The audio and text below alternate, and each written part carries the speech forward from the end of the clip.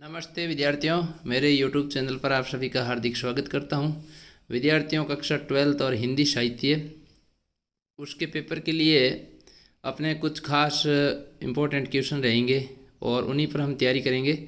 तो ये क्वेश्चन आपके लिए काफ़ी महत्वपूर्ण है। इन सभी क्वेश्चनों को अच्छी तरह से याद करें। अपने दो पुस्तकें हैं जिसमें अंतरा और अंतराल है। तो यहाँ पर पद्य खंड से हम शुरुआत करते हैं।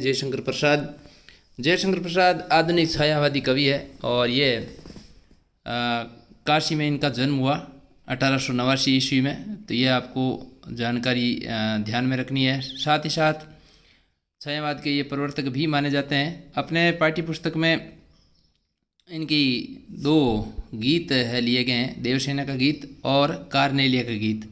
1937 में इनका निधन हुआ था। इनका कवि परिचय भी आ सकता है, तो अच्छी तरह से थोड़ा सा गौर से देख लें, क्योंकि परीक्षा में ज़्यादा दिन आपके वक्त बचा नहीं है। तो अच्छी तरह से एक बार पुनः पूरा दोहरान या कह सकते हैं रिवीजन इस पूरे वीडियो के माध्यम से होगा। संपूर्ण पूरा सिलेबस और साथ ही साथ व्याकरण पर आधारित जो भी टॉपिक अपने हैं पाठ्यक्रम में, उन सभी पर हम चर्चा करेंगे। वीडियो के अंत तक आप ज़रूर बने रहें। जयशंकर प्रसाद के बारे में एक विशेष बात बताएं कि इतिहास, दर्शन, धर्मशास्त्र, पुरातत्व सभी के बारे में इन्होंने विस्तार से लिखा और ये बहुत ही महत्वपूर्ण कवि माने जाते हैं। कामायनी इनका बहुत महत्वपूर्ण एक ग्रंथ था हिंदी साहित्य जगत का। 1935 में इन्होंने लिखा, जो कालजयी सर्वश्रेष्ठ रचना इनकी रही है। अभी हम शुरू करते हैं। यहाँ पर देखो, पहला क्वेश्चन है कि देवसेना गीत मूलतः किस विधा से है। तो विधा मतलब रचना, तो ये नाटक है। जयशंकर प्रसाद मूलतः एक कवि है। देवसेना का गीत प्रसाद के कौन से नाटक से लिया गया है? ये स्कंदगुप्त नाटक से लिया गया है। तो दो गीत है, ये आपको ध्यान रखना है। देवसेना का गीत स्कंदगुप्त से और वो दूसरा आपके कार्नेलिया गया चंद्रगुप्त नाटक से लिया गया। विद्यार्थियों, देवसेना कौन थी? तो ये ए इसमें राइट हो जाएगा, बंधु वर्मा की बहन थी। देवसेना की वेदना का मूल कारण क्या था? स्कंदगुप्त का प्रेम नहीं मिलना। देवसेना स्कंदगुप्त से प्रेम करती थी, पर स्कंदगुप्त किसका स्वप्न देखते थे? तो ये मालवा की कन्या विजया का सपना देखता था। किसके आक्रमण से आर्यावर्त संकट में है? तो इसमें हूण हो जाएगा। हृदय की कोमल कल्पना सोचा, ये किसने कहा था? ये देवसेना ने कहा था। कार्नेलिया का गीत कहाँ से लिया गया है? चंद्रगुप्त नाटक से। सिकंदर के सेनापति सिल्यूकस की बेटी का नाम क्या था? तो उसमें आपके हो जाएगा कार्नेलिया।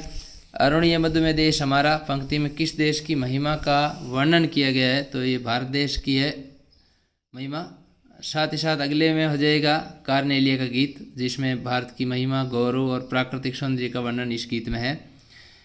देवसेना ने अपने जीवन का अंतिम समय कहाँ व्यतीत किया? बहुत महत्वपूर्ण है। किस समाधि को पुरस्कृत किया? तो वृद्ध प्रणदत्त के आश्रम में रहकर गाना गाकर भीख मांगी और महादेवी की समाधि को पुरस्कृत किया। हेम कुंभलय उसे सवारे, इन पंक्तियों का भरती ढुलकाती सुख मेरे मंदिर ऊँगते रहते जब जग कर रजनी भर तारा।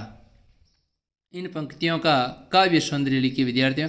तो यहाँ पर काव्य सौंदर्य का मतलब है कि भाव पक्ष और कला पक्ष दोनों आपको लिखना है। भाव पक्ष में हिंदी अर्थ करना है, कला पक्ष में आपको कला के रूप में अलंकार, छंद, भाषा, रस, ये आपको लिखना होता है। तो भाव पक्ष में आपको ये लिखना है कि उषा रूपी नायिका सूर्य रूपी सुनहरे घड़े को कलश को लेकर के आती है और सुख को विखेर देती है। दूसरी ओर रात भर जागने के बाद थके हुए तारे अब मस्ती में ऊँघ रहे हैं, अर्थात छिपने की तैयारी कर रहे हैं। यहाँ रात के बीतने और सुबह होने के आगमन का सजीव वर्णन किया गया है।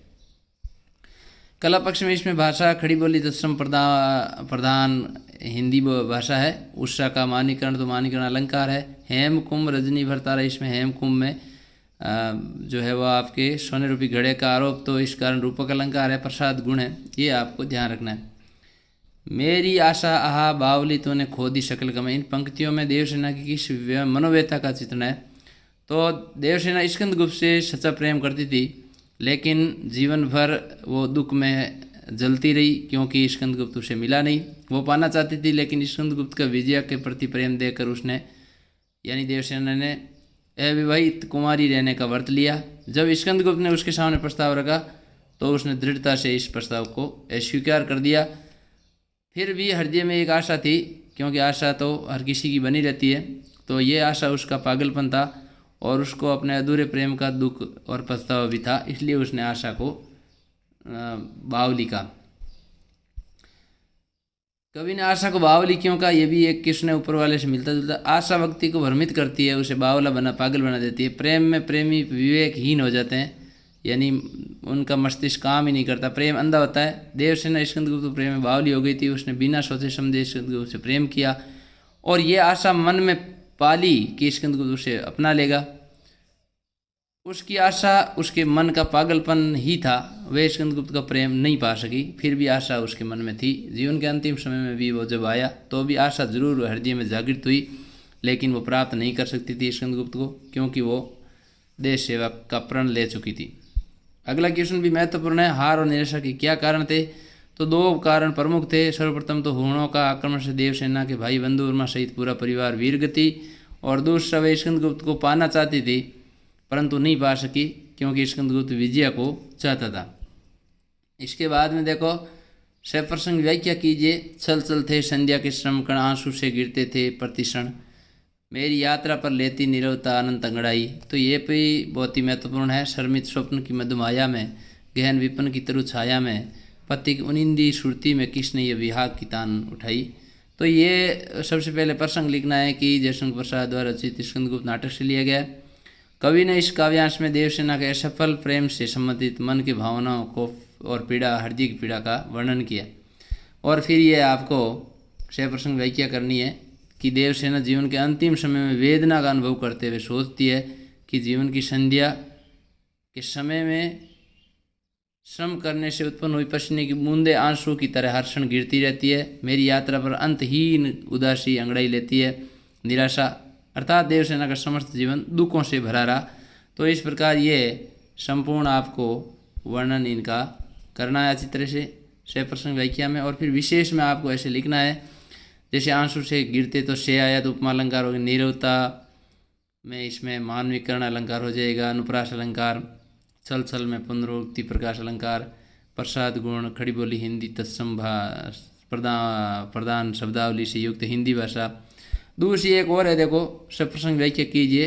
लघु सुर धनु से पंख पसारे, शीतल मलय समीर सहारे, उड़ते खग जिस और मोह किए, समझ नीड़ निज प्यारा। तो ये दूसरे गीत से है, जो कार्नेलिया का गीत है उससे लिया गया है और उसमें भारत की विशेषता का वर्णन किया गया विद्यार्थियों। तो ये आपको चंद्रगुप्त नाटक कार्नेलिया के गीत से लिया गया। इसी प्रकार से आपका प्रसंग होना चाहिए, तभी आप अच्छे नंबर उसमें ले सकते हैं। कम से कम अपने गलतियां करें, गलतियों की संभावना नहीं रहनी चाहिए, काट छांट बिल्कुल नहीं होनी चाहिए, और हर उत्तर के बाद में 2-3 लाइनें ज़रूर छोड़ें नेक्स्ट क्वेश्चन के लिए। ये भी ध्यान रखें, उपयोगी बातें हैं। पॉइंटों में लिखने की कोशिश करें, महत्वपूर्ण हो उसको रेखांकित करें, अंडरलाइन खींचें। और इसके अलावा आप स्पष्ट और शुद्ध शब्दों में उत्तर लिखने की कोशिश करें। उसके बाद में देखो अगला अपने, तो ये महत्वपूर्ण जो बातें थी जयशंकर प्रसाद द्वारा रचित देवसेना और कार्नेलिया के गीत की इम्पोर्टेंट क्वेश्चन जो मैंने चर्चा की, हमने उन्हीं को आप याद करें। अगला अध्याय सूर्यकांत त्रिपाठी निराला, जिनका अपने अध्याय में दिया हुआ सरोज स्मृति जो 1935 में ही लिखा गया था, हिंदी का प्रसिद्ध शोक गीत है। सूर्यकांत त्रिपाठी निराला भी 4 प्रमुख स्तंभों में छायावाद के कवि माने जाते हैं, मुक्त छंद के ये प्रवर्तक माने जाते हैं। तो इनके बारे में भी आप इसी तरह से अध्ययन करें। सूर्यकांत त्रिपाठी निराला का जन्म अपनी पाठ्य पुस्तक के अनुसार अंतरा में जो है वो दिया हुआ है 1898 बंगाल के मेदिनीपुर जिले के महिषदल गांव में। हालांकि इनके पूर्वज गढ़कोला उन्नाव जिला उत्तर प्रदेश के रहने वाले थे। इनके बचपन का नाम भी आप याद रखें, सूर्य कुमार नाम था। और 1918 में इनकी पत्नी का देहांत हुआ। 1961 में इनका खुद का देहांत हुआ। तो इनकी कुकुरमुता, भिक्षुक वगैरह कई महत्वपूर्ण कविताएं भी इनकी है। तो ये इनका कवि परिचय भी आप जरूर याद रखें। निराला का पूरा जीवन बहुत ही घोर संकट और कष्टों में व्यतीत हुआ था। संपूर्ण पूरा परिवार इनको छोड़ के चला गया। अंत में बेटी का भी निधन हो गया, जो एकमात्र सहारा थी। तभी इन्होंने ये सरोजनी स्मृति प्रसिद्ध गीत के रूप में लिखा। तो पहला क्वेश्चन है, निराला ने 1916 ईस्वी में कौन सी प्रसिद्ध कविता लिखी? तो ये है जूही की कली।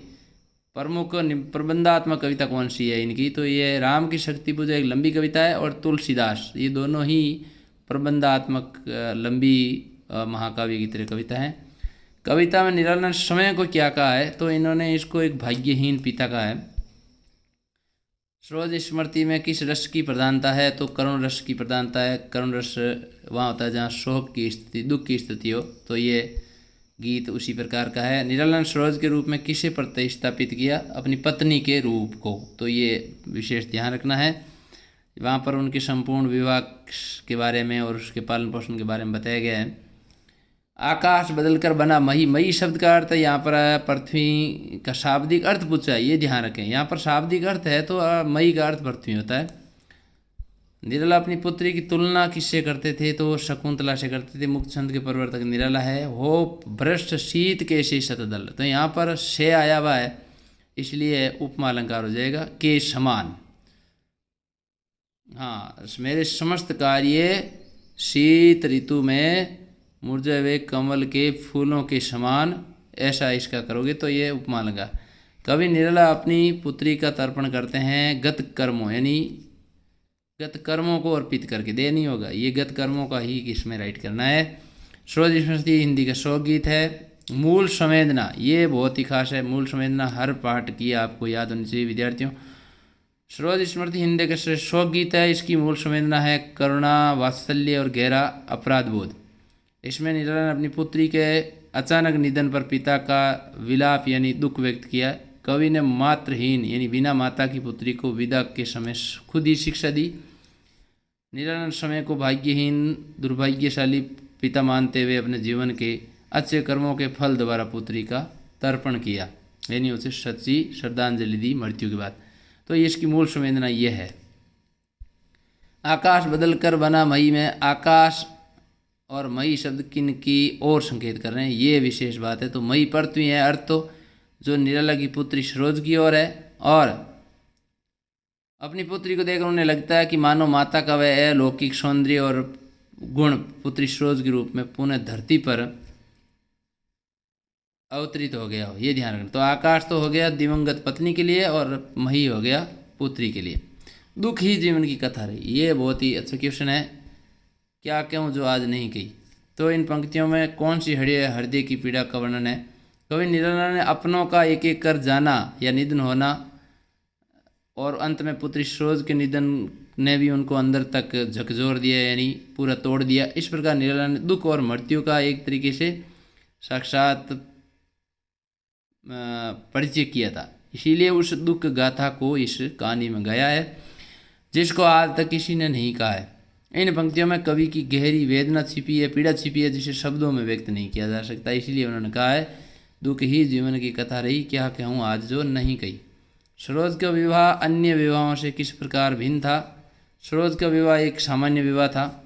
इसमें किसी प्रकार का आंतरिक बाह्य प्रदर्शन नहीं हुआ, न ही किसी को बुलाया गया, और ना ही किसी प्रकार के विवाह के समय गाए जाने वाले गीतों को गाया गया। तो ये इसलिए, और माँ की संपूर्ण शिक्षा भी पिता ने ही दी थी, इसलिए विवाह अन्य विवाहों से भिन्न था।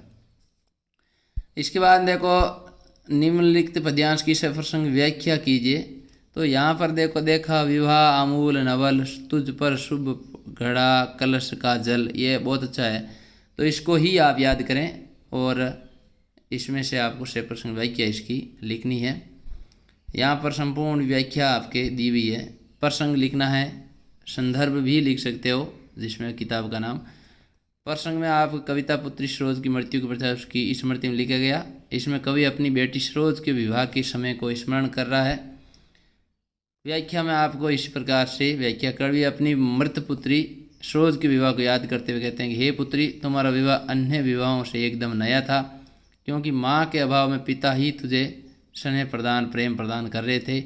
जब शुभ मंगल कलश के पवित्र जल से तेरा स्नान हो रहा था, तब तुम उस समय मुझे देखती हुई मंद मंद हंस रही थी। जब तुम कुछ कहना चाहती थी, तब ऐसा लग रहा था जैसे तेरे होठों पर बिजली का कंपन हो। तेरे हृदय में प्रीतम की सुंदर छवि दिख रही थी जिसे शब्दों में व्यक्त करना संभव नहीं था। तो ये समस्त चीज़ें यहाँ लिखी है। होठों पर बिजली फंसी स्पंद उर में भर झूली छवि सुंदर, प्रिय की शब्द श्रृंगार मुखर तू खुली एक उच्छ्वास संग, नत नयनों से आलोक उतर रहा था कांप रहे थे अदर थर थर, यानी होंठ देखा मैंने वे मूर्ति थी प्रेम की प्यासी मूर्ति जो मेरे जीवन की प्रथम बसंत का संगीत गीत के रूप में आई थी। तो ये है।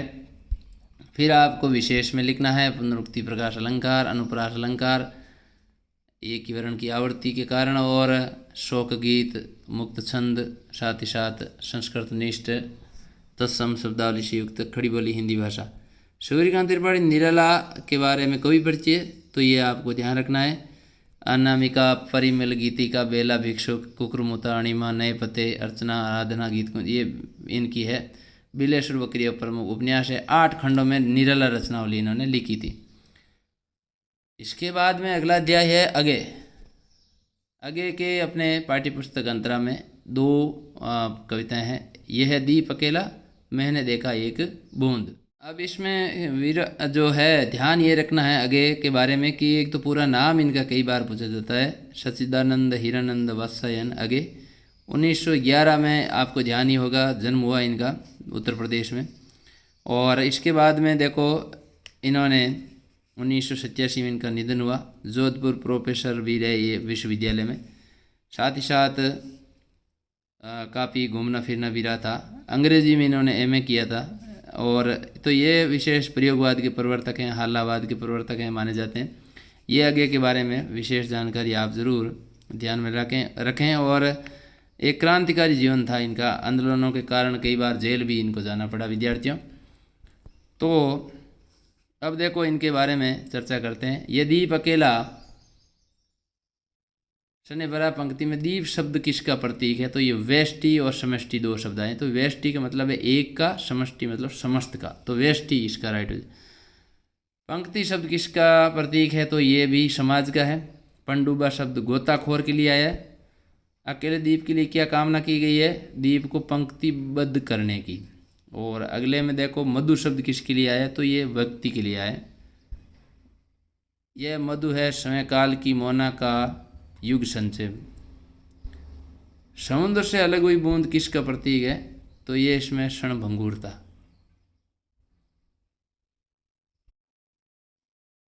अब देखो इसमें विद्यार्थियों अगला क्वेश्चन है, ये दीप अकेला कविता का मूल प्रतिपाद्य है। तो ये बहुत महत्वपूर्ण क्वेश्चन है, इसको जरूर आप पढ़ें।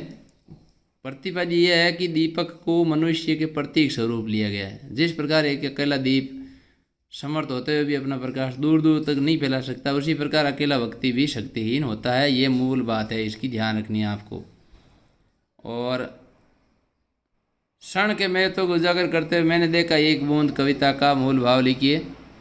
तो कवि ने अपने काव्य में क्षण को महत्व दिया। जीवन में एक क्षण का बड़ा महत्व होता है। संध्या काल में सागर की एक बूंद सागर के पानी से अलग होती है।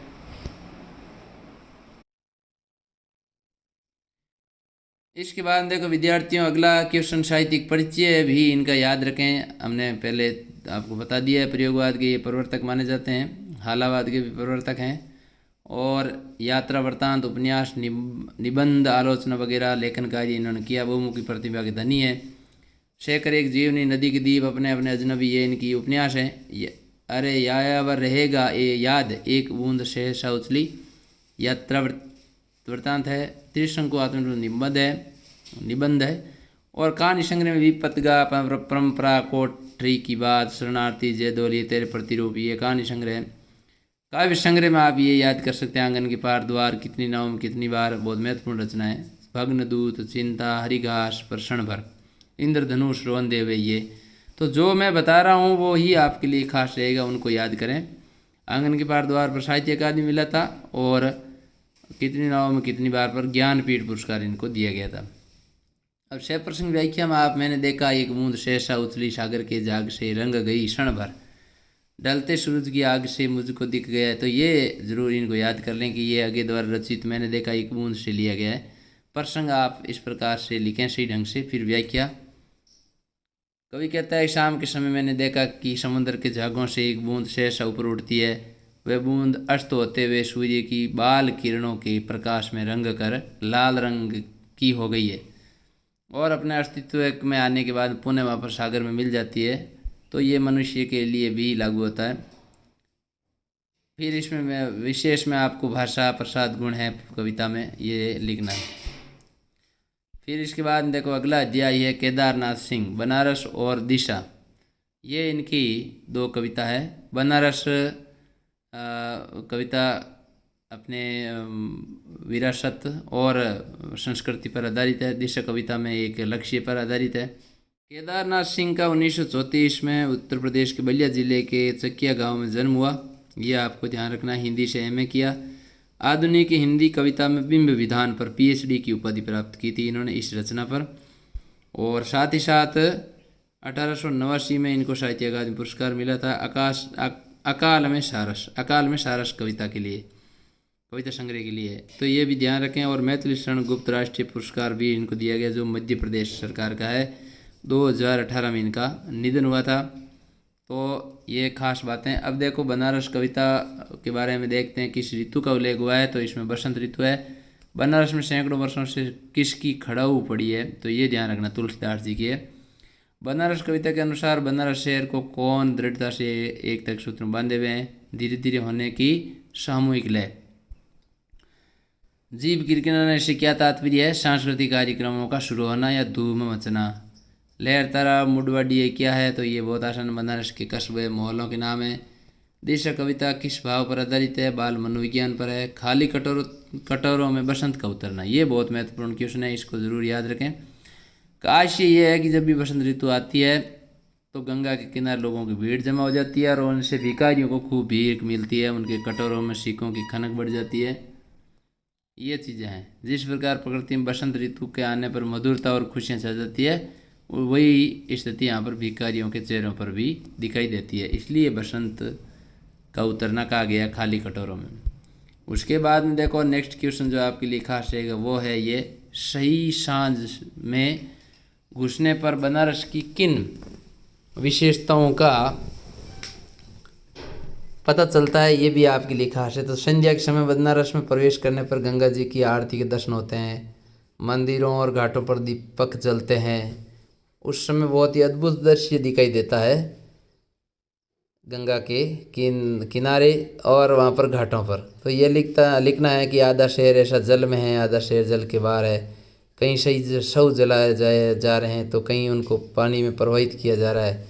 यानी कि श्रद्धा, आस्था, भक्ति, विरक्ति, विश्वास सब देखने को मिलता है। दिशा कविता का मूल भाव क्या है, ये कविता बाल मनोविज्ञान पर है और ये जिसमें ये बताया गया कि सबका सत्य अलग अलग होता है। बच्चे अपने ढंग से सत्य को देखते हैं, बड़े अपने ढंग से। बच्चे की पतंग जिस ओर उड़ रही है उसी ओर उन्होंने सत्य मानते हुए हिमालय बता दिया। कविता ये प्रेरणा ये देती है कि बच्चों से हम सीख सकते हैं या कुछ सीखा जा सकता है। अब सह प्रसंग व्याख्या में ये महत्वपूर्ण है कि हिमालय किधर है, मैंने पूछा उस बच्चे से जो स्कूल के बाहर पतंग उड़ा रहा था। तो इसमें आपके ये लिखना है कि ये दिशा कविता से ली गई केदारनाथ सिंह द्वारा रचित कविता है। और अंतरा भाग 2 संदर्भ लिख सकते हैं। प्रसंग में आपको लिखना है कविता बाल मनोविज्ञान पर आधारित। आप संदर्भ नहीं लिखो तो सीधा ही लिख सकते हो प्रसंग में भी कवि का नाम और कविता का। व्याख्या में आपको लिखना है ये इस प्रकार से। कवि कहता है कि मैंने स्कूल से बाहर आते हुए एक बच्चे से प्रश्न किया कि हिमालय किधर है।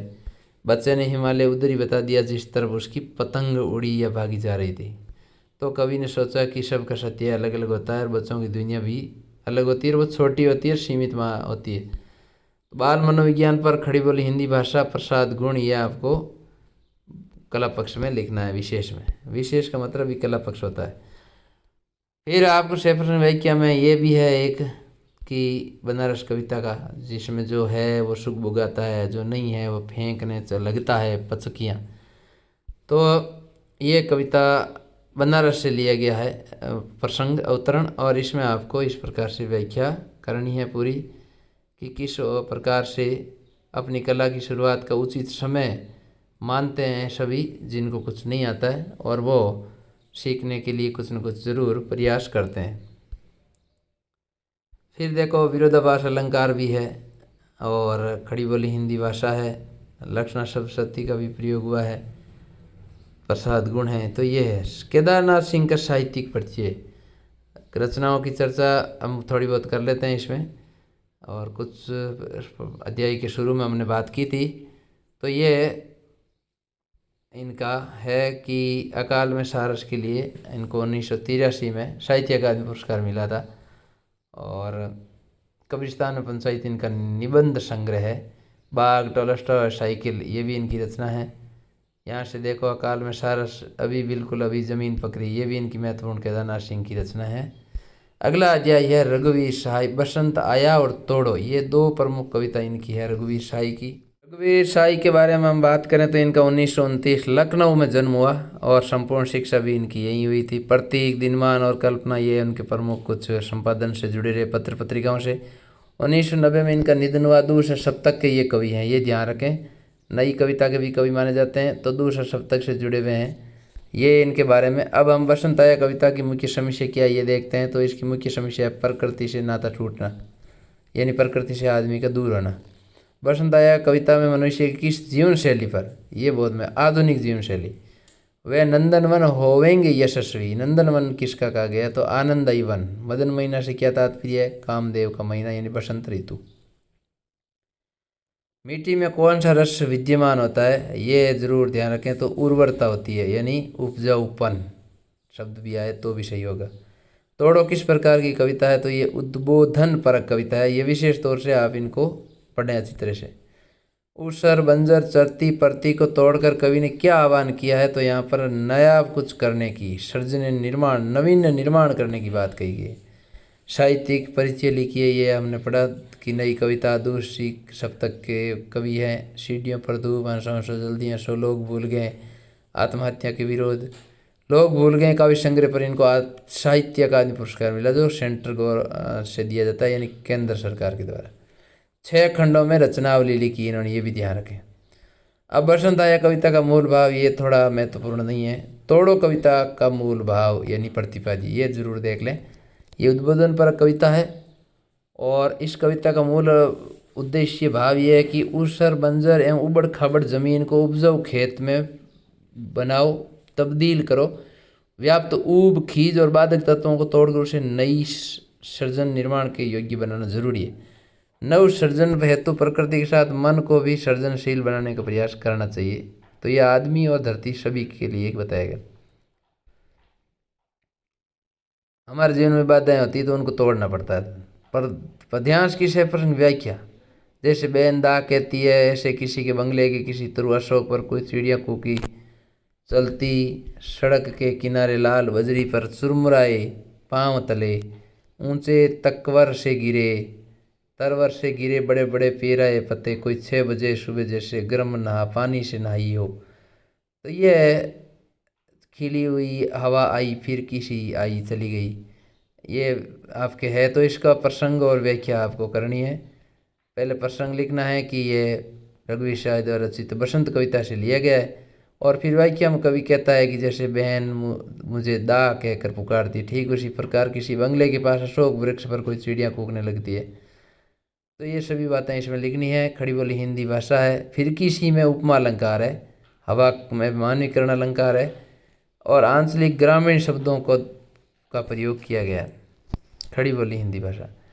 अगला अपना अध्याय है तुलसीदास, जिसमें अपने राम, भरतराम का प्रेम और गीतावली के पद, ये 2 प्रमुख इसमें है जिनका हम अध्ययन करेंगे। तुलसीदास जी के बारे में जहाँ बात करें तो राजापुर गांव, उत्तर प्रदेश, बांदा जिले में जन्म हुआ। आत्माराम और हुलसीबाई ये माता पिता थे। कहते हैं ये अभुक नक्षत्र में जन्म लिया। इन माता पिता जो है वो पैदा होते ही इन्होंने इनको त्याग कर दिया था। इनका अभुक नक्षत्र में, अशुभ नक्षत्र में 1532 में इनका जन्म हुआ, ये ध्यान रखें। और रामचरितमानस आप सबको पता ही है, हम सबको की महत्वपूर्ण एक महाकाव्य है जिनकी रचना इन्होंने की 1574 के आसपास। और 1623 में इनका निधन हो गया। नर हरिदास इनके गुरु थे, राम भक्त थे, और अनेक रचना इन्होंने लिखी। 12 प्रमाणिक इनकी रचना मानी जाती है। तो ये इनका कवि परिचय और अन्य ध्यान रखें। गीतावली, कवितावली, ये सभी इनकी रचना है। तुलसीदास द्वारा रचित ब्रज और अवधि दोनों भाषा इनको आती थी, समान अधिकार था। भरत राम का प्रेम किस काव्य से लिया गया है? तो ये रामचरितमानस के अयोध्या कांड से। राम को वापस लाने के लिए भरत कहाँ गए थे ये भी आप ध्यान रखें। तो चित्रकूट गए थे। मुनिनाथ शब्द किसके लिए आया ये ध्यान रखें, मुनि वशिष्ठ के लिए। निजनाथ शब्द किसके लिए आया? राम के लिए। भरत राम का प्रेम काव्यांश में प्रयुक्त छंद दोहा चौपाई है, ये ध्यान रखें, दोहा चौपाई है। और भाषा ये सब ध्यान रखना है। मनोदशा का वर्णन भरत का है। तुलसी कौन सी रचना से लिया गया है? राम, ये गीतावली से है पद। राम वियोग में माता कौशल्या किसे अपने हृदय से लगाती है? तो वो जुतियाँ यानी पनैया, तो बे राइट हो जाएगा। जननी निरुक्ति बांध धनैया बंध, जननी शब्द किसके लिए प्रयुक्त है? कौशल्या माता के लिए। दुख से तुलना किसकी की गई है? दुखी मोरनी से, वियोग यानी दुखी। माता कौशल्या किसके बहाने राम बुलाना? तो ये घोड़ों को देखने के बहाने। ए बर बाजी, तो बाजी शब्द घोड़े है। रही चकी चित्र लिखी सी पंक्ति में प्रयुक्त अलंकार है, तो ये उपमा है। भरत राम का प्रेम कविता में तुलसी ने राम की किन विशेषता की ओर संकेत किया है? तो ये राम की विशेषता भी हो जाएगी। रक्षा कृष्ण है, जिसमें राम के स्नेही, दयालु प्रवृत्ति, सभी पर विशेष कृपा, गुस्सा नहीं करना, किसी का हित नहीं करना, ये और अपने परिवारजनों के प्रति अपार स्नेह रखने की भावना, यानी व्यक्तित्व की विशेषता आपको लिखनी है कि वो तो कभी अपराधी पर भी क्रोध नहीं करते। मई सकल अनर्थ कर मूला, अनर्थ कर मूला में भरत की मनोदशा पूछी गई है, जिसमें भरत समस्त अनर्थों की जड़ अपने खुद को ही मानते हुए कहते हैं पुत्र मोह के कारण माता कैकेयी द्वारा राम को वनवास देना और राजा दशरथ का अचानक निधन, ये सब अनर्थ उनके कारण ही हुआ, खुद भरत के कारण, ऐसा भरत मानते हैं। तो वो आत्मगलन यानी खुद की दुख के कारण कहते हैं कि श्री राम तो अपराधियों पर भी क्रोध नहीं करते, वह मुझे क्षमा करें, मेरा मन रखने के लिए वापस लौट आएंगे। इसके अलावा आपके देखो मन स्थिति का वर्णन तुलसीदास के 10 पदों पर किया है, ये क्वेश्चन है। तो इसमें आपके राम के वनगमन के बाद कौशल्या उनके द्वारा प्रयुक्त धनुष बाण, उनकी जुतियाँ देखकर वात्सल्य वियोग का अनुभव करती है, ये है करना है। इसके बाद ये क्वेश्चन महत्वपूर्ण है कि गीतावली से संकलित पद रागो एक बार फिर आओ में निहित करुणा यानी दुख और संदेश को अपने शब्दों में स्पष्ट कीजिए। तो रागो एक बार फिर आओ पद से ये व्यक्त होता है कि माता कौशल्या राम के वियोग दुख में अत्यंत दुखी है, व्याकुल दुखी, और वह ये कहती है कि तुम्हारे प्रिय घोड़े तुम्हारे चले जाने से दुखी है, एक बार उन्हें देखने आ जाओ। प्रवास्तिकता यह है कि घोड़ों के बहाने वे समय राम को देखने के लिए दुखी है, तो ये भी बताया गया है। अब काव्य सौंदर्य आ गया एक बार फिर, तो इसका मतलब भाव पक्ष कला पक्ष दोनों लिखना है। और काव्य सौंदर्य में क्या लिखना है? भरत शोगुनी सार करत है अति प्रिय जानी तियारे, तदपि दिनई दिन होत झांवरे मनु कमल हिम मारे। तो यहाँ पर देखो आपको ये काव्य सौंदर्य में करना है, और यदि आए शिल्प सौंदर्य तो केवल कला पक्ष लिखना है, ये ध्यान रखें। भाव पक्ष, माता कौशल्या पति के माध्यम से राम को वन में संदेश भेजती हुई कहती है कि तुमने प्रेम से जिन घोड़ों को पाला पोसा है वह तुम्हें देखने के लिए दुखी है। यद्यपि भरत उनकी पूरी देखभाल करते हैं, परंतु वे दिन दिन उसी तरह कमज़ोर होते जा रहे हैं जिस प्रकार पाला पड़ने से कमल के फूल मुरझा जाता है। और कला पक्ष में ब्रज भाषा का सुंदर प्रयोग है, ये आपको ध्यान रखना है। उसमें भरत राम का प्रेम में आपके अवधि भाषा है, ये ध्यान रखें, जबकि इसमें आपके ब्रज है पदावली में। और मनो कमल हिम मारे, तो मनो शब्द आ गया इसलिए उत्प्रेक्ष अलंकार हो गया। दिन ही दिन में अनुप्रास है, देववर्ण की आवर्ती है, शय में। साहित्यिक परिचय में आपको बताया ये 12 प्रमाणिक रचना देख लें आप, रामलला नहच्छु, कृष्ण गीतावली, दोहावली, कवितावली, विनय पत्रिका, रामलला नहच्छु हो गया, बरवे रामायण, जानकी मंगल, पार्वती मंगल, रामज्ञ प्रश्नावली और वैराग्य संदीपनी, ये समस्त रचना। अब देखो अगला अपना अध्याय है मलिक मोहम्मद जायसी, 12 मासा इनका लिखा हुआ है, उसी में से हम कुछ पढ़ेंगे। मलिक मोहम्मद जायसी के बारे में बात करें तो इनका 1492 में उत्तर प्रदेश में जायश नामक स्थान पर जन्म हुआ, इसी कारण ये जायसी कहलाते हैं। और 1542 में इनका निधन हुआ था। तो ये सूफी प्रेम मार्ग शाखा के प्रवर्तक जनक माने जाते हैं। पद्मावत इनका महत्वपूर्ण ग्रंथ है, अकरावट है, आखिरी कलाम है, ये इनकी महत्वपूर्ण ग्रंथ है। और पद्मा लेकिन प्रसिद्ध हुए ये पद्मावत ग्रंथ के कारण। तो वहीं से अपने इसमें ध्यान रखना है। जायसी ने 12 मासा शुरुआत किस माह से की, ये ध्यान रखना है। तो आषाढ़ से की इन्होंने, आषाढ़ माह से की, ये विशेष ध्यान रखना है।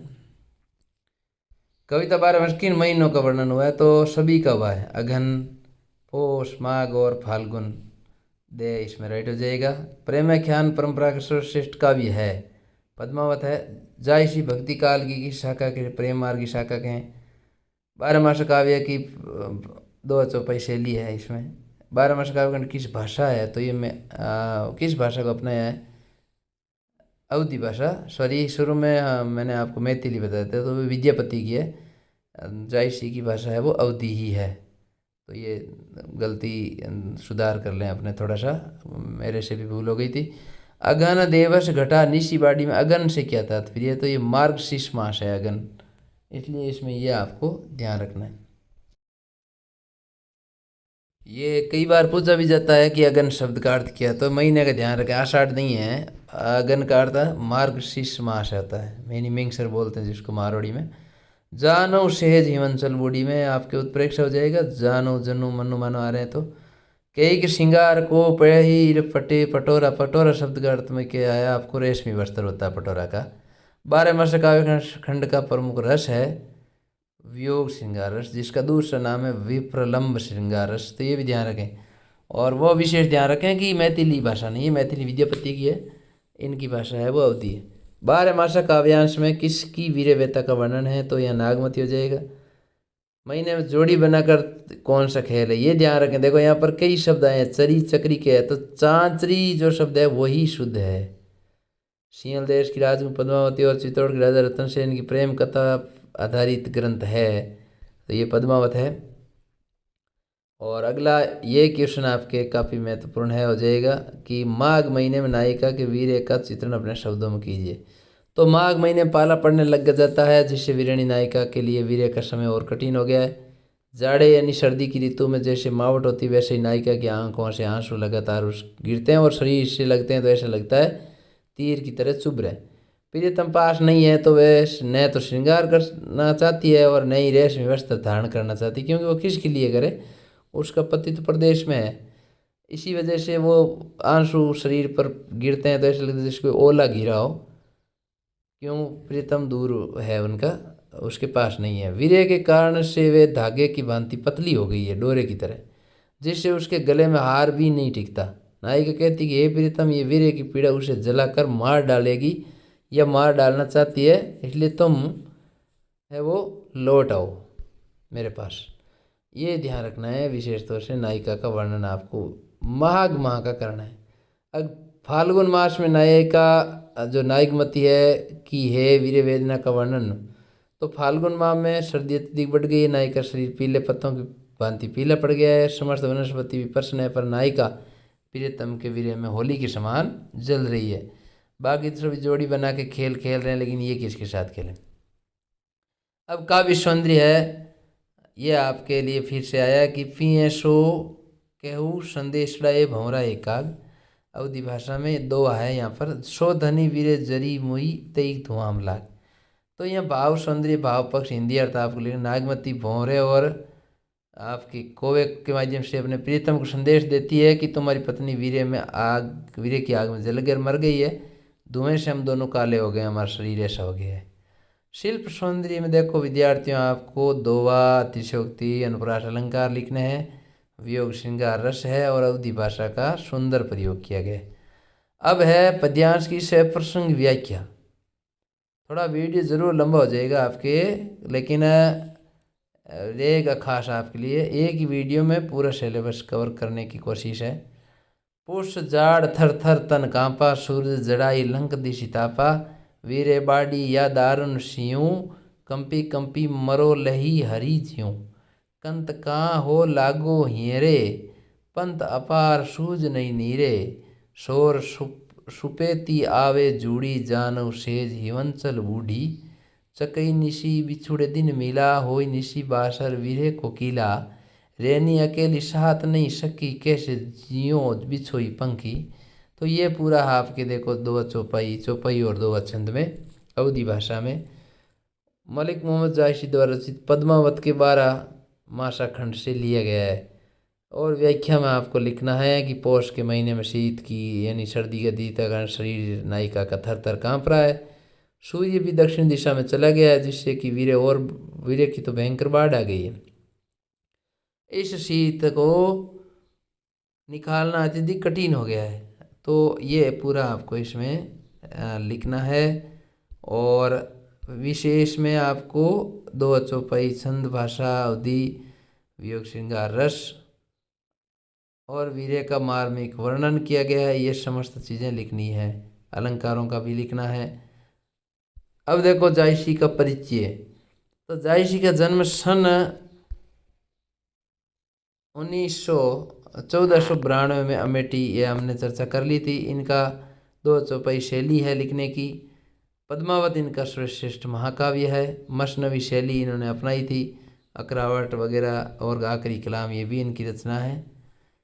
अब अगला अध्याय है विद्यापति। यह है मैथिली के कवि, कोकिल कहलाते हैं, मैथिली कोकिल। इनके पद अपने दिए गए हैं मैथिली भाषा में। विद्यापति के पद किस भाषा में है? तो ये ब्रज भाषा में नहीं होकर के मैथिली भाषा में है। के बारे में बात करें तो इनका जन्म 1380 ईस्वी में बिहार के एक गांव में हुआ था। विद्या और ज्ञान के लिए प्रसिद्ध थे, इसलिए इनका नाम भी विद्यापति पड़ गया। तो ये आपको विशेष ध्यान रखना है। और ये 2 कालों को जोड़ने वाले कवि कहे जाते हैं, और वो 2 काल हैं, आदिकाल और भक्ति काल। कीर्तिलता, कीर्ति पताका, पदावली वगैरह इनकी महत्वपूर्ण रचना है।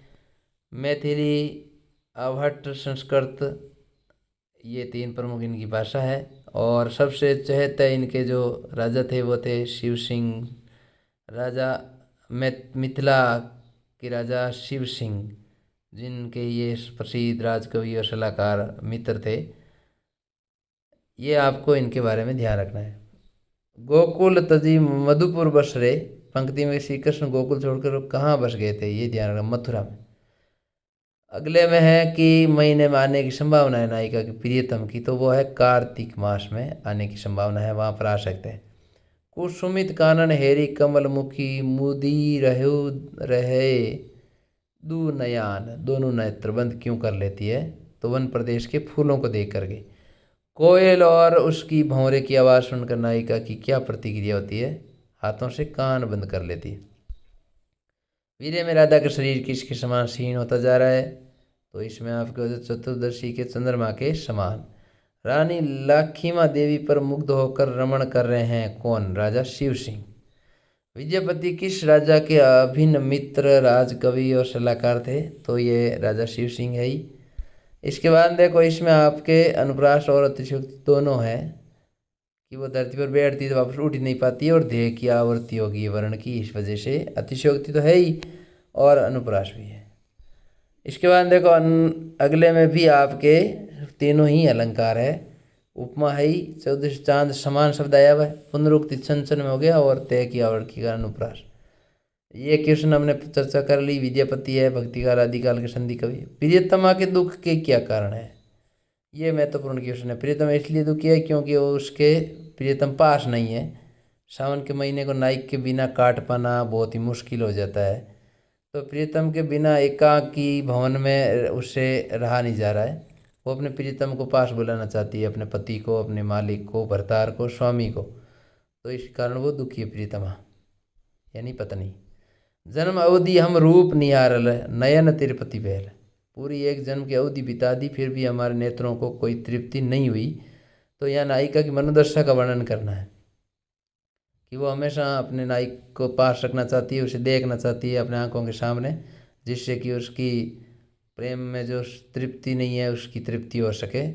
नायिका के मन में नायक के रूप दर्शन की इच्छा है। कवि इस पंक्ति के माध्यम से ये कहना चाहता है। अगला भी महत्वपूर्ण है। सह प्रीति अनुराग बखा निये तिल तिल नूतन होय। हाँ, प्रेम का वर्णन जितना किया जाता है उतनी उसमें ताजगी और नवीनता आती है। ये इसमें आपको लिखना है। ये क्वेश्चन महत्वपूर्ण है। सह प्रसंग व्याख्या में ये बहुत ही महत्वपूर्ण व्याख्या है। कुसुमित कानन हेरी कमल मुखी मुदी रहू दू नयान। कोयल कोकिल कलरऊ मधुकर ध्वनि सुनी कर दई झांपई कान। तो ये इसमें आपको लिखना है प्रसंग कि विद्यापति रचित पद से लिया गया है और इसमें नायिका वीरेणी की नायिका की वीरदशा के बारे में बताया गया है। एक सखी कृष्ण से कहती है कि वह अत्यंत दुर्बल हो गई है, धरती पर बैठ जाए तो पुनः उठ नहीं पाती है। अतिशयोक्ति अलंकार के माध्यम से और व्याख्या करनी है, मैथिली भाषा है। वियोग श्रृंगार रस है, माधुर्य गुण है और अनेक अलंकारों का भी प्रयोग हुआ है। विद्यापति का साहित्यिक परिचय हमने पहले ये चर्चा कर ली है। अगला अध्याय है विद्यार्थियों घनानंद, जिनके कविता दिए गए हैं। घनानंद मूलतः किसके कवि हैं? तो ये प्रेम की पीड़ा के कवि हैं। कुछ थोड़ा इनके बारे में भी जान लेते हैं। इनका जन्म हुआ था 1673 में। ये रीति मुक्त काव्य धारा के कवि हैं और मोहम्मद शाह मीर मुंशी थे। ये मोहम्मद शाह रंगीला के दिल्ली के बादशाह थे। और एक नर्तकी थी वेश्या सुजान से वो अटूट प्रेम करते थे, लेकिन बाद में बादशाह ने इनको निकाल दिया और ये निम्बार संप्रदाय में दीक्षित हो जाते हैं। वहीं पर भक्त के रूप में जीवन निर्वाह करते हैं, लेकिन सुजान को भूल नहीं पाए। उसी की पीड़ा में इन्होंने दुख में ये बहुत सारा रचनाएं ग्रंथ इन्होंने लिखे। प्रेम की पीड़ा के कवि माने जाते हैं घनानंद, ये ध्यान रखें। 1760 में इनकी मृत्यु हुई थी। यह साक्षात रस मूर्ति है, ये इनको भी कहा गया है। रस मूर्ति के रूप में भी इनको पुकारा जाता है, ये ध्यान रखें।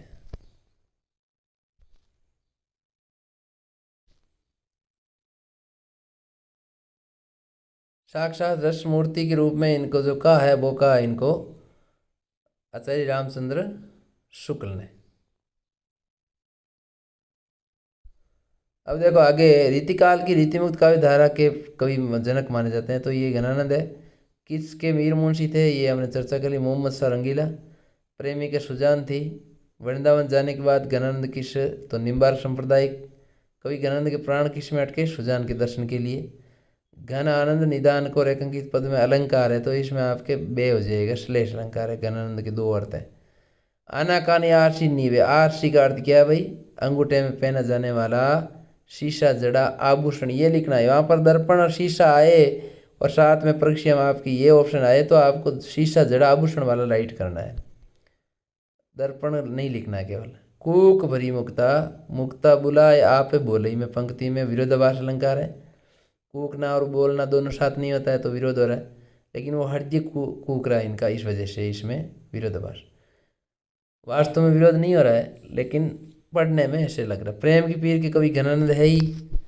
और कवि मौन होकर प्रेमिका के कौन से प्रण पालने को देखना चाहते हैं कि वो कब तक मेरी उपेक्षा करती रहेगी और कब तक आरसी में निहारने का बहाना बनाती रहेगी, कब तक कानों में रुई डालकर मेरी उपेक्षा या घृणा मेरे से करती रही, ये देखना चाहते हैं। तो ये बहुत महत्वपूर्ण है।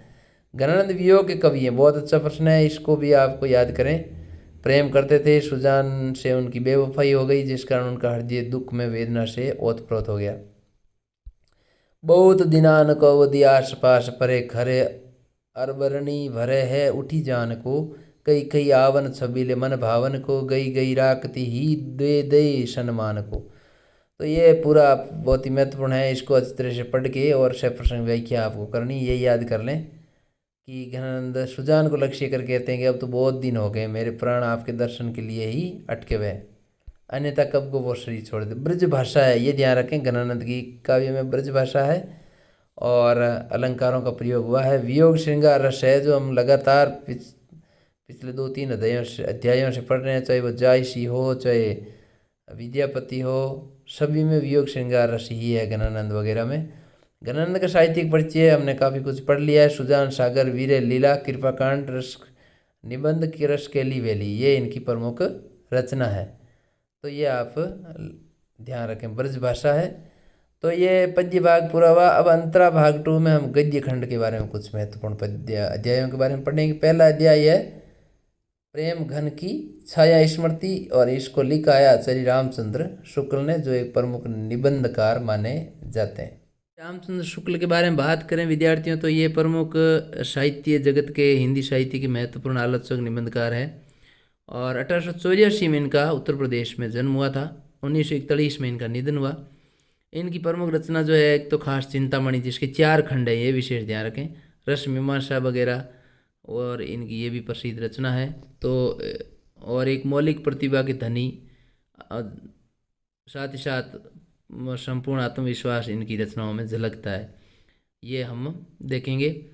देखते हैं। अब देखते हैं हम आगे की ये जो निबंध है प्रेमगन की छाया स्मृति, उसमें आचार्य रामचंद्र शुक्ल द्वारा लिखित है, क्या है, संस्मरणात्मक निबंध है। और ये जो निबंध है इसमें कुछ स्मृतियों का उल्लेख किया गया है प्रेमगन की। हिंदी की प्रेमगन है, बद्रीनारायण चौधरी प्रेमगन पूरा नाम है। तो साहित्यकार है बद्रीनारायण चौधरी प्रेम, उनकी स्मृतियों का वर्णन इसमें इस निबंध में किया गया है शुक्ल जी के द्वारा।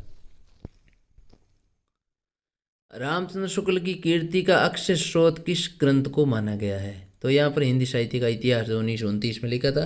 प्रेमगन का पूरा नाम क्या है? इनका बद्रीनारायण चौधरी प्रेमगन है। खंबा टेकी खड़ी जैसे नारी मुगलाने की, किसकी ओर संकेत है भाई? ये वामनाचार्य गिरी ने। तो यहाँ पर देखो आपके पंक्ति किसने किसके बारे में लिखी, तो ये वामनाचार्य गिरी जी ने चौधरी साहब प्रेमगन के बारे में लिखी है।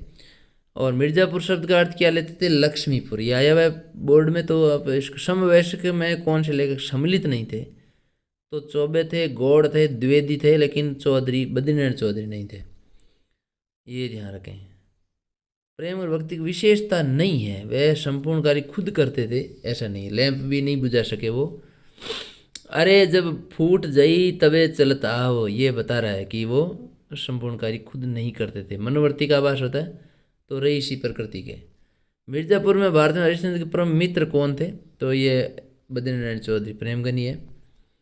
झलक किस प्रकार देखी उन्होंने, है ना? तो 1.5 मील का सफ़र करके सभी बालक एक मकान के नीचे पहुंचे, वहाँ फिर ऊपर देखा, काफ़ी देर बाद लताओं के बीच एक मूर्ति दिखाई पड़ी। तो पहला दृश्य ऐसा देखा था लेखक ने, रामचंद्र शुक्ल ने। और इसके बाद देखो अगला क्वेश्चन है, पिताजी किन किन विशेषताओं को उल्लेख किया गया? तो फारसी के ज्ञाता थे, पुरानी हिंदी के प्रेमी कवि थे, भारतेंद्र जी के नाटक उन्हें बहुत प्रिय थे। और रात को सब लोग इकट्ठे हो जाते तो रामचंद्र चंद्रिका केशवदास की लिखी हुई और रामचरितमानस तुलसीदास की जो लिखी रचना है महाकाव्य है, उनको पढ़कर सुनाते थे। बचपन में लेखक के मन में भारतेंद्र जी के संबंध कैसी भावना जगी थी, ये ध्यान रखना है। शुक्ल जी के मन में भारतेंद्र जी के संबंध एक अपूर्व मधुर भावना जगी थी। उनकी बाल बुद्धि ये समझ नहीं थी पाई थी कि सत्य हरिश्चंद्र और भारतेंद्र हरिश्चंद्र अलग अलग है। वो ये मानते थे कि वो दोनों एक ही है, ये भावना जगी रहती थी। लेखक का हिंदी साहित्य के प्रति झुकाव किस तरह बढ़ गया, ये बहुत महत्वपूर्ण है, आया हुआ कई बार। तो पिताजी साहित्य प्रेमी थे और भारत जीवन प्रेस की किताबें इनके घर आती थी। मिर्जापुर में केदारनाथ पाठक ने एक पुस्तकालय भी खोल लिया था, तो वहाँ से भी किताबें रामचंद्र शुक्ल पढ़ा करते थे। फिर काशी प्रसाद जायसवाल, गौड़, बद्रीनाथ गौड़, हालना, भगवान दास हालना, द्विवेदी के नए पुराने लेखों की चर्चा इनके साथ होती रहती थी मित्रों के साथ। तो इससे उनका हिंदी साहित्य की ओर झुकाव बढ़ता गया। सप्रसंग व्याख्या कीजिए। वे लोगों को प्राय बनाया करते थे। तो इसको पढ़ करके आपको यहाँ लिखना है कि ये अंतरा भाग 2 से संकलित प्रेम छाया स्मृति निबंध से आचार्य रामचंद्र शुक्ल द्वारा रचित है। और फिर व्याख्या आपको इसी प्रकार करनी है। इसके बाद देखो अगला, इसमें जो अब कला पक्ष है बोली को खड़ी बोली हिंदी भाषा है, तत्सम शब्दावली है। रामचंद्र शुक्ल का कवि परिचय आप लिख सकते हैं कि ये आलोचक, निबंधकार, साहित्य चिंतक, इतिहासकार है। और ये इनकी प्रमुख रचना है हिंदी साहित्य का इतिहास, रसमीमांसा, चिंतामणि 4 भाग, 11 वर्ष का समय कहानी है, अभिमन्यु वध, बुद्ध चरित काव्य ग्रंथ है, हिंदी शब्द सागर, भरमर गीत सार, जायसी ग्रंथावली, ये भी इनकी रचना है। अगला अध्याय अपना है गुलेरी का, पंडित चंद्रधर शर्मा गुलेरी, और इनकी रचना का नाम है सुमिरिनी के मन के। तो उसके बारे में हम पढ़ेंगे कि भी इसमें क्या क्या खास रहेगा। गुलेरी जी का जन्म 1893 में हुआ था, 1883 में हुआ था, जयपुर में हुआ। और ये पाली, संस्कृत, ब्रज, अवधी, मराठी, राजस्थानी, गुजराती कई प्रकार की भाषाएं जानते थे। 1904 से 22 तक अनेक स्थानों पर इन्होंने संस्थापन कार्य भी किया था। और इनकी प्रमुख जो कुछ रचना है, बुद्धू का कांटा, सुखमय जीवन और उसने कहा था, ये 3 प्रमुख इनकी कहानी उसने कहा था बहुत महत्वपूर्ण, अत्यंत प्रसिद्ध हुई है उनकी कहानी। इनको इतिहास दिवाकर भी कहा जाता है। चंद्रधर शर्मा गुलेरी को इतिहास दिवाकर की उपाधि से नवाजा गया, ये ध्यान रखें। अपने पाठ्य पुस्तक में सुमिरन के मनके के अंतर्गत विद्यार्थियों 3 लघु निबंध हैं, छोटे छोटे संकलित हैं दिए गए। पहला अपने है बालक बच गया, ये यहाँ लिखा हुआ ही है। इसके अलावा घड़ी के पुर्जे और ढेले चुन लो, ये 3 प्रमुख निबंध हैं, छोटे छोटे लघु निबंध है। तो ये ध्यान रखें कौन सी रचना किस कवि ने क्या लिखी है। बालक बच गया निबंध में प्रधान अध्यापक के बच्चे की उम्र कितनी थी, ये पूछा जाता है कई बार। 8 वर्ष, ये विशेष ध्यान रखें, 8 वर्ष उम्र थी। दूसरे में आपके मिस्टर हादी के कोलू की तरह ये हो जाएगा, बच्चे को दिखा गया। घड़ी के पुर्जे ढेले चुन लो शीर्षक रचना साहित्य किस विधा के अंतर्गत आती है, तो लघु निबंध है। इतिहास दिवाकर बताई दिया, इनकी है उपाधि। दुर्लभ बंधु रचना के अनुसार सच्चा प्रेमी कौन सी पेटी को छूता है, तो वो लोहे की पेटी को हाथ लगाएगा। बाल निबंध का मूल प्रतिपाद्य क्या है, तो विकास हेतु शिक्षा देना, शिक्षा की सही उम्र, और मनुष्य और इंसानियत यानी मनुष्यत्व दोनों को बचाए रखना, ये उपयुक्त सभी हो जाएगा ये इस निबंध का। वर्ध महाशय से इनाम में क्या मांगा, लड्डू मांगा, तब लेखक ने भी राहत की सांस ली। घड़ी के पुर्जे के आधार पर धर्म का उद्देश्य क्या है, ये ध्यान रखें, तो मानव मात्र का कल्याण या हित करना, ये धर्म का उद्देश्य है। धर्म का रहस्य जानने का अधिकार किसको होना चाहिए विद्यार्थियों, तो आम आदमी को होना चाहिए। केवल धर्म आचार्यों या वेद शास्त्रियों या धर्माचार्य ठेकेदारों का नहीं। जीवन साथी चुनाव मिट्टी के ढेलों पर छोड़ना कहाँ तक उचित है, तर्क सहित उत्तर दीजिए। छोड़ना लेखक चंद्र अनुसार बिल्कुल अनुचित है, मिट्टी के ढेलों के आधार पर नहीं, योग्यता के आधार पर होना चाहिए, क्योंकि यह अंधविश्वास और मूर्खता है जो मनुष्य को परिश्रम से दूर ले जाता है और पछतावे की स्थिति में डाल देता है। तो ये पहला बहुत अच्छी तरह से प्रश्न याद करें। इसके बाद में अगला जो क्वेश्चन है, लेखक ने धर्म का रहस्य जानने के लिए घड़ी के पुर्जे का उदाहरण क्यों दिया दृष्टांत, तो धर्म उपदेशक अपने कथन को घड़ी के दृष्टांत से समझाते हैं। घड़ी समय पर जानने के लिए होती है, यदि समय घड़ी देखना नहीं आता तो किसी जानकार व्यक्ति से समय पूछ लो। घड़ी ने वह समय क्यों बताया, इस रहस्य को जानने के लिए तुम घड़ी के पुर्जे खोल कर उन्हें फिर जमाने की चेष्टा मत करो। ऐसा कहने पर तुम्हें निराशा हाथ लगेगी, क्योंकि हम भी तो देख सकते हैं घड़ी खोल के। ठीक इसी तरह धर्म के बारे में जो बताया जा रहा है उसे चुपचाप सुन लो, तर्क वितर्क करने की आवश्यकता नहीं है या मत करो। धर्म का रहस्य पता करना उसी प्रकार तुम्हारा काम नहीं जैसे घड़ी को खोलकर उसके पुर्जे लगाना भी तुम्हारे वश की बात नहीं। इसी कारण लेखक ने धर्म का रहस्य जानने के लिए घड़ी के पुर्जे का उदाहरण या दृष्टांत दिया है। तो ये ध्यान रखें, धर्म का रहस्य जानना सिर्फ धर्माचार्यों का काम नहीं है, कोई भी व्यक्ति अपने स्तर पर उस रहस्य को जान सकता है, हकदार है, अधिकार है अपनी राय दे। तो ये धर्म पर कुछ मुट्ठी भर लोगों का अधिकार तो संकुचित अर्थ प्रदान करता है, पूरा अर्थ प्रदान नहीं करता। ये मुट्ठी भर लोग नहीं चाहते कि धर्म का रहस्य हर किसी को पता चले, ऐसा होने पर एकाधिकार छिन जाएगा, इसीलिए तो वो मना करते हैं। उनका एकाधिकार है, उनके स्वार्थ सिद्ध नहीं हो पाएंगे धर्माचार्यों के, किंतु जब धर्म का संबंध आम आदमी से हो जाएगा तो वे धर्म के रहस्य से परिचित हो जाएगा, तो निश्चित ही धर्म उसके विकास में सहायता करेगा।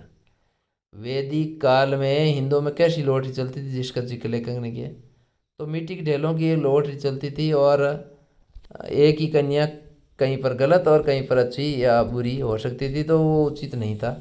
योग्यता के आधार पर उसका वर्णन करना चाहिए, ये ध्यान रखें आप। शर्मा गुलेरी की साहित्यिक परिचय लिखिए, ये हमने जन्म के बारे में पता कर लिया 1883, और मर्यादा प्रतिभा नागरी प्रचारणी पत्रिका समालोचक ये इनकी प्रमुख पत्रिका संपादन किया। प्रसंग व्याख्या में आपकी यह है, धर्म के रहस्य जानने की इच्छा प्रत्येक मनुष्य न करें, तो इसका प्रसंग में आप लिखोगे कि गुलेरी द्वारा रचित सुमरी इनके मन के से ली गई है और घड़ी के पुर्जे से ये उद्धृत है। तो संपूर्ण व्याख्या इसमें आपको करनी है, विशेष भी लिखना है जिसमें खड़ी बोली हिंदी भाषा है, उपदेशात्मक शैली काम में ली गई है। उसके बाद देखो अगला अध्याय है रेणु समितिया कहानी है ये, जिसमें फणीश्वरनाथ रेणु द्वारा बताया गया है कि किस प्रकार से एक समितिया का क्या काम होता है और किस प्रकार क्या क्या घटना घटित होती है।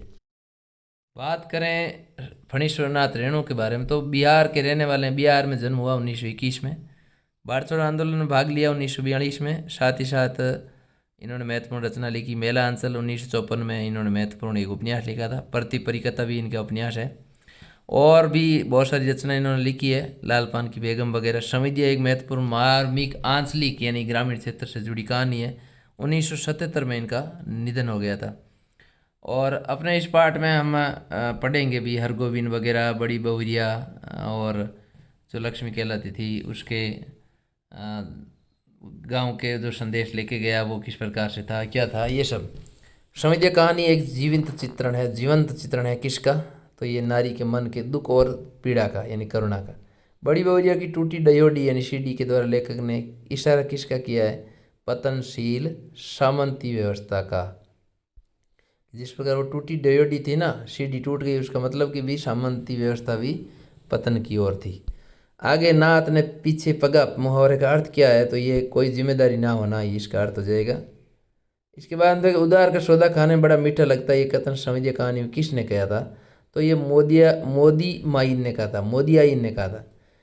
रेणु किस प्रकार कहानी है? तो ये आंचलिक कहानी। आंचलिक अर्थ होता है ग्रामीण क्षेत्र। हरगोविंद समझिए कहाँ से समाज लेके, ये बहुत खास है भाई। जलालगढ़ इसका गांव है और बीहपुर बड़ी बहुरिया यानी लक्ष्मी का गांव है, तो ये ध्यान रखें। जलालगढ़ हरगोविंद का गांव है। माँ ने बड़ी बहुरिया के लिए क्या भेजा था? ये आपके बासमती धान का चूड़ा। किस रूप में जाना जाता है? तो इनको आंचलिक कथाकार के रूप में माना जाता है। इसके बाद में देखो, अपने समझिए कहानी के आधार पर समाज में नारी के प्रति लोगों की मानसिक संकीर्णता को उजागर किया गया है। तो ये आप जो है वो याद रखें कि इसमें क्या क्या बताएगी। ये पुरुष प्रधान मानसिकता और उपेक्षा, आत्मनिर्भर और उसका शोषण, संवेदनहीनता और अकेलेपन की त्रासदी। रावलपिंडी के नाम सुन गांधी जी की आंखों में चमक आने का क्या कारण था? रावलपिंडी के नाम सुन गांधी जी की आंखों में चमक आने का भीमसानी की कथा, गांधी, नेहरू, यासिर अराफात। तो ये उसका मुख्य कारण था। समझिया की क्या विशेषता होती है? ये गांव वालों को समझिए कि क्या उदाहरण रहती है? समाज सुनाना होता है, लेकिन गांव वाले ये काम सरल नहीं होता है। गांव वाले उसको निचला, कामचोर, निकम्मा वगैरह कहते हैं। बड़ी बहुरिया का समाज क्यों नहीं सुना सका? क्योंकि वे दुख तक और उसकी माँ से कहता तो वे उसके पास बुला लेते, जिससे पूरा गांव की बदनामी होती। इसलिए वो बड़े बहुरिया यानी गांव की लक्ष्मी को गांव से नहीं भेजना चाहता था। इस वजह से उसने समाज नहीं सुनाया और सुना भी नहीं सका। संविदा की क्या भूमिका हो सकती है? आवागमन प्रसाधन बहुत कम थे, सूचना आदान प्रदान व्यवस्था नहीं थी। उस समय गाँव में समाचार भेजना समितिया होता था। समितिया एक संदेशवाहक होता है जो समाज को बोलकर संदेश पहुंचाता है। वर्तमान में डिजिटल इंडिया या युग होने के कारण अनेक माध्यम विकसित हो गए, तो इनकी भूमिका अब इतनी नज़र नहीं आती प्रत्यक्ष थे तो सीधी तो। लेकिन समिति एक विश्वसनीय व्यक्ति होता है, अतः विशेष क्षेत्रों और परिस्थितियों में ये आज भी समितिया का महत्व है। फिर समिति डट कर खाता है, अप्रकर्ष होता है। तो ये पंक्ति ध्यान रखें कि ये फणीश्वरनाथ रेणु द्वारा ली गई है समिति कहानी से। तो इसके से प्रसंग व्याख्या आपको लिखनी है। भाषा खड़ी बोली हिंदी है और मनोविश्लेषणात्मक शैली का प्रयोग हुआ है। अगला अध्याय अपने है भीष्म साहनी का, गांधी, नेहरू और यासिर अराफात। तो भीष्म साहनी का यासिर अराफात से परिचय कहाँ हुआ था? ये भी महत्वपूर्ण है, तो ये आपको ध्यान रखना ट्यूनिस में। गांधी, नेहरू, यासिर अराफात पाठ की विधा क्या है? संस्मरण है ये। एप्रो एशिया लेखक संघ का सम्मेलन कहाँ हुआ? ये भी ध्यान रखना, ट्यूनिस में हुआ था। बलराज साहनी किस पत्रिका के संपादन थे? नई तालीम। निजी सचिव कौन थे? महादेव देसाई, ये ध्यान रखें। और पाठ किस की रचना है? आज के अतीत की अंश की रचना है। सेवाग्राम किसकी सानिध्य में रहे लेखक? तो महात्मा गांधी। लेखक की मुलाकात कहाँ हुई? कश्मीर में हुई जवाहरलाल नेहरू के साथ। और अगले में हो जाएगा रामेश्वरी नेहरू से बैठ छिड़ी थी। यासिर अराफात किस भारतीय नेता को आदरणीय मानते थे? तो वो गांधी जी को। शायद अकादमी पुरस्कार कौन सी रचना के लिए? तमस उपन्यास के लिए। कब और क्यों गया था? 1938 के आसपास गए थे सेवाग्राम। उस समय वहाँ पर पत्रिका नई तालीम से संपादक थे बड़े भाई, अपने भाई बलराज साहनी के पास कुछ दिन रहने के लिए गए। हरिपुरा अधिवेशन भी हुआ था उसी साल। किन किन आने का जिक्र किया है? तो मीराबेन, सीमांत गांधी के नाम से विख्यात खान अब्दुल गफ्फार खान, राजेंद्र प्रसाद, ये इन लोगों का संस्मरण में जिक्र किया गया। फिलिस्तीन के प्रति भारत के रवैया बहुत सहानुभूतिपूर्ण और समर्थन भरा क्यों था? काफ़ी महत्वपूर्ण कि उसने तो भारत की नीति हमेशा ही अन्याय का विरोध करने की रही है और फिलिस्तीन के प्रति जो अन्यायपूर्ण रवैया अपनाया था उसकी भर्त्सना भारत के नेताओं द्वारा की गई थी साम्राज्यवादी शक्तियों के कारण। तो ये आपको लिखना है। 6% भाई क्या सेवाग्राम नाम जहाँ भी आया आप ध्यान रखें कि वो भीष्म साहनी की रचना से ही लिया गया है, तो उसका विशेष आप ध्यान रखें। अगला अध्याय है विद्यार्थियों, पाठ है असगर, वजाहत, शेर, पहचान, चार हाथ और सजा। ये एक महत्वपूर्ण अध्याय है। वजाहत के बारे में बात करें तो उत्तर प्रदेश के रहने वाले 1946 में इनका जन्म हुआ और इन्होंने कई नुक्कड़ नाटक वगैरह लिखे हैं। फिरंगी लौट आए, इन्ना की आवाज़, ये इनके महत्वपूर्ण है। खड़ी बोली हिंदी भाषा में 4 लघु कथा हैं अपने, कहानियाँ हैं। तो शेर है, पहचान है, 4 हाथ है, साझा है। शेर किसका प्रतीक है विद्यार्थियों? तो ये व्यवस्था का प्रतीक है। जागरूक जनता के प्रतीक कौन है? तो ये खेराती, रामू और छिद्दू। राजा द्वारा जनता के आँख कान मुंह बंद करवाने का वास्तविक उद्देश्य क्या था? जनता को गुमराह करके खुद निरकुंश बन जाना। निरकुंश का मतलब जिस पर किसी दूसरे का अंकुश नहीं होता। शाहजहाँ लघुकथम। हाथी किसका प्रतीक है? तो ये प्रभावशाली ताकतवर वर्ग का प्रतीक है। 4 हाथ कहानी उजागर क्या करती है? तो ये मजदूरों का शोषण। राज्य को कैसी प्रजा पसंद है? तो बेरी, गूंगी, अंधी। हाथी ने किसान के साथ साझे में खेती किसकी? गन्ने की ईख गन्ने को कहते हैं। लोग शेर कहानी में रोजगार प्राप्त करने के लिए जा रहे थे। कहाँ जा रहे थे? शेर के मुंह में। कहानी में लेखक ने शेर को किस बात का प्रतीक बताया है? सत्ता का, शासन का प्रतीक बताया। सत्ता में बैठे लोग जैसे है ना, उसी प्रकार से। और वो भ्रम फैलाते हैं जिससे जनता उनके चंगुल में फंस जाती है। तो ये है, और विश्वास करके उनके झांसे में आ जाती है। शेर के मुंह और रोजगार दफ्तर में बीच क्या अंतर? ये बहुत महत्वपूर्ण प्रश्न है, तो इसका जरूर उत्तर याद करें। शेर के मुंह में जो एक बार जाता वापस नहीं आता, लेकिन दफ्तर में तो लोग बार बार चक्कर कर लगाते रहती देते हैं, पर उन्हें नौकरी नहीं मिलती। शेर जानवरों को निगल लेता है, पर रोजगार दफ्तर नौकरी चाहने वालों को निगलता नहीं है, बल्कि उनके रोजगार देने का अवसर प्रदान करता है। तो ये दोनों में फ़र्क है, शेर के मुंह में और रोजगार के दफ्तर में। महत्वपूर्ण क्वेश्चन है भाई। इसके बाद 4 हाथ न लग पाने पर मीर मालिक की समझ में क्या बात आई? ये तो इतना खास नहीं है। जो व्यंग्य किया गया, 6ठा क्वेश्चन, शेर की कहानी में हमारी व्यवस्था पर जो व्यंग्य किया उसे स्पष्ट कीजिए। यानी कि कैसे नेता हो या अन्य लोग हो, सत्ता में बैठे लोग किस प्रकार से झूठे प्रचार करके अनेक तरह के सपने दिखाते हैं, और तो उन पर व्यंग्य किया, व्यवस्था पर व्यंग्य किया गया है, ये ध्यान रखें। असगर वजाहत का कवि परिचय, ये आप इनकी रचना वगैरह देख लें, अभी हमने चर्चा की थी। और सुना शेर ये नाम आ जाए तो आप ध्यान रखें, असगर वजाहत का ही लिखा हुआ है, शेर प्रस्तुत कहानी है। पहचान, 4 सात, सजा, सब ये ध्यान रखें आप। शेर प्रश्न भाई क्या में हर पार्ट के, खड़ी बोली हिंदी भाषा है, हर पार्ट के बारे में ये ध्यान रखें कि भी उसका कौन है कवि। अगला, जहाँ कोई वापसी नहीं, ये एक अध्याय है जिसमें निर्मल वर्मा इसके लेखक हैं। तो इसमें हम विस्थापन की समस्या के बारे में पढ़ेंगे। 1929 में निर्मल वर्मा का हिमाचल प्रदेश में जन्म हुआ था, यह विशेष रूप से ध्यान रखें। इसके अलावा इनकी कौवे और काला पानी पर इनको साहित्य अकादमी पुरस्कार मिला 1985 में। साथ ही साथ ये कुछ समय के लिए 1959 में चेकोस्लोवाकिया में भी गए थे, प्राच्य विद्या संस्थान प्राग के निमंत्रण वहाँ गए थे, ये भी ध्यान रखें। पेड़ों के एक सत्याग्रह का अनुभव लेखक को कहाँ हुआ? तो ये सिंगरौली में हुआ। जहाँ कोई वापसी नहीं, यात्रा वृत्तांत किस से लिए? तो ये यात्रा वृत्तांत है, ये भी ध्यान रखें। और ये यात्रा वृत्तांत धुंध से, उड़ती धुंध से लिया गया है। लेखक निर्मल वर्मा किस संस्था की तरफ से सिंगरौली गए थे? लोकायन संस्था, ये ध्यान रखें भाई। खेरवाड़ जाति के राजा कब राज किया करते थे? बहुत महत्वपूर्ण है, 1926 से पहले। तो ये चौथा 500 क्वेश्चन दोनों ही खास है। जहाँ वापसी निपाट किस गांव का उल्लेख है? तो ये अमझर है, जहाँ आम बहुत झरते हैं।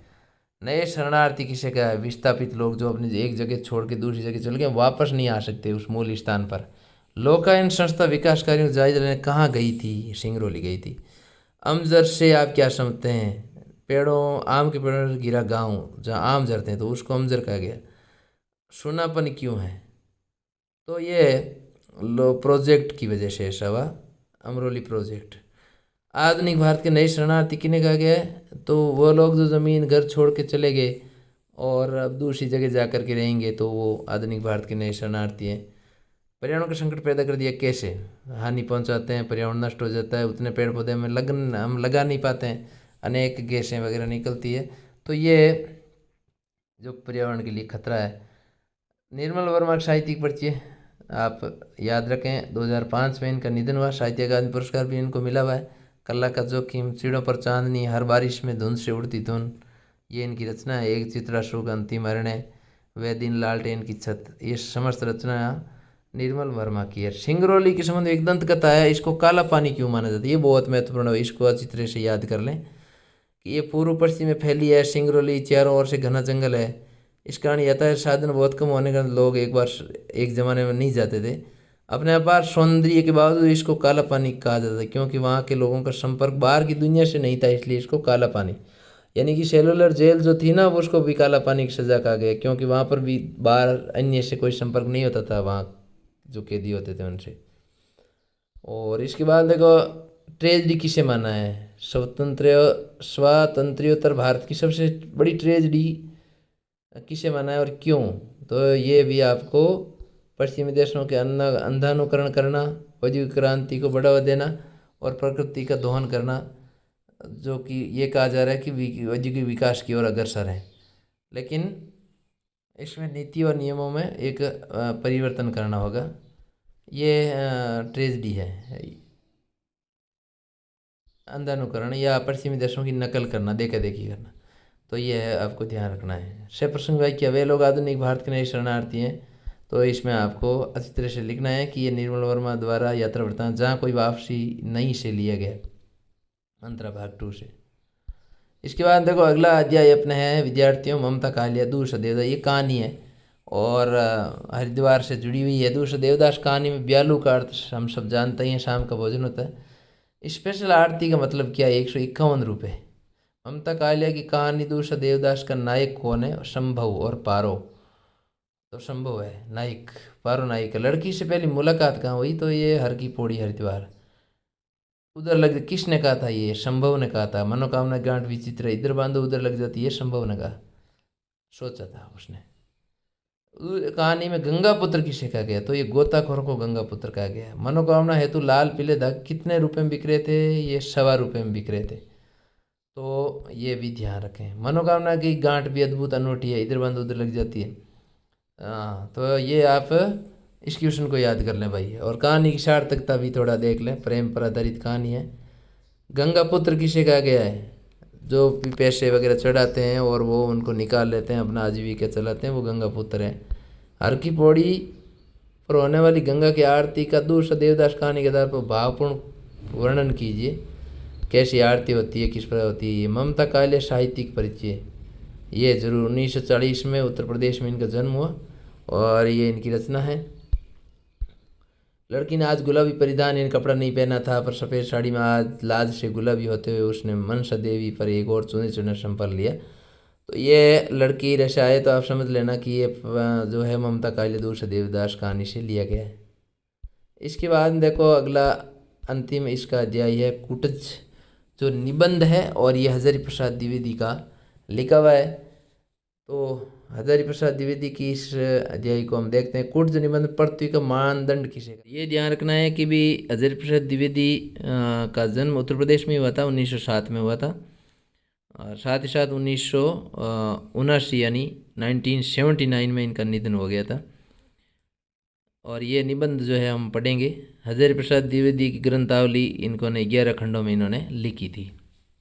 प्रमुख हिंदी के आलोचक भी माने जाते हैं ये। तो यहाँ पर हिमालय को हो गया। कुटज के जीवन की तुलना किससे की गई है, वो राजा जनक से। मनुष्य मित्र तुम धन्य, मनुष्य मित्र का प्रयोग किसके लिए किया गया है, कुटज के लिए। कुटज नाम से किस मुनि को माना जाता है, अगस्त्य मुनि।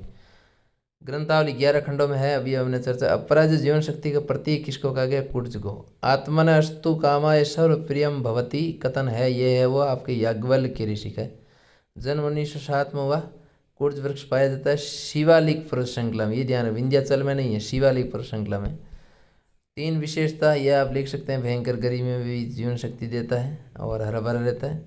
गाढ़े का साथी क्यों, कठिन समय में साथ देता है, कठिन समय में साथ देता है, इसलिए गाढ़े का साथी कहा गया। अपराज जीवन शक्ति की घोषणा क्यों की गई। कुटज विपरीत परिस्थिति में जीवित रहकर अपनी अपराज जीवन शक्ति की घोषणा करता है। कठोर पाषाण को भेद कर झंझा तूफान को रगड़कर अपना भोजन प्राप्त कर लेता है।